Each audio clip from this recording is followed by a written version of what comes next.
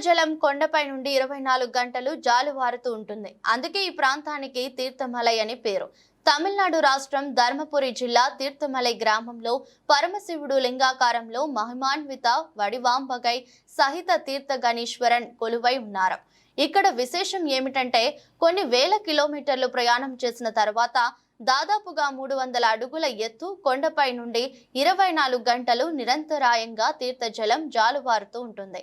ఈ తీర్థ జలం తాగినా, స్నానం చేసినా దీర్ఘకాలిక రోగాలు, చర్మ రోగాలు తొలగిపోయి ఆరోగ్యవంతులుగా ఉంటారని, సంతానం కలుగుతుందని ఈ ప్రాంత భక్తుల నమ్మకం.